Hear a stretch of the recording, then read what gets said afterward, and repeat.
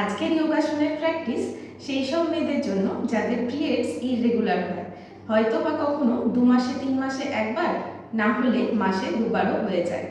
যারা heavy flow বা cramping এর সমস্যা ফেস করো, পেরি মেনোপজাল স্টেটে যেসব মেয়েরা আছো এবং মেনোপজ অথবা আফটার মেনোপজেও তোমরা এই প্র্যাকটিসগুলোকে করতে পারবে বডিতে হরমোনাল ব্যালেন্সের জন্য।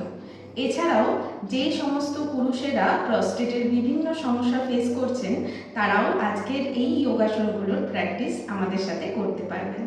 আজকের অভ্যাসের প্রথম আসন ভদ্রাসনা করার জন্য বজ্রাসনের পজিশনে বসে দুটো হাঁটু ওয়াইডলি সেপারেট করে নিয়ে হিপ মাটিতে টাচ করে টোস একটা আরেকটার দিকে পয়েন্ট করে আমাদের বসতে হবে আর হাত দুটোকে হাঁটুর ওপর রাখবো।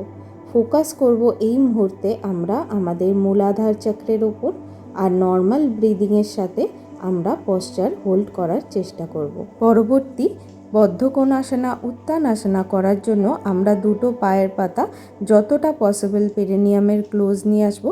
হাঁটু দুটোকে মাটির সাথে টাচ করার চেষ্টা করে ধীরে ধীরে আমরা সবার প্রথম এক্সেল করে কনুই দুটো মাটিতে টাচ করব। তারপর যদি পসিবল হয় এক্সেলেশনের সাথে আমরা ফোরহেড মাটিতে টাচ করে নর্মাল ব্রিদিংয়ের সাথে পশ্চারটাকে হোল্ড করার চেষ্টা করব। তৃতীয় আসন কুর্মাসন করার জন্য দুটো পায়ের হাঁটুর তলা থেকে ধীরে ধীরে আমরা হাতটাকে পেছনের দিকে নিয়ে যাব, আর আস্তে আস্তে ইনহেল করে এক্সেল করব স্লোলি, আর পা দুটোকে সামনের দিকে স্প্রেড করে দেব, বডি সামনের দিকে স্ট্রেচ করে ফোরহেড মাটিতে টাচ করব।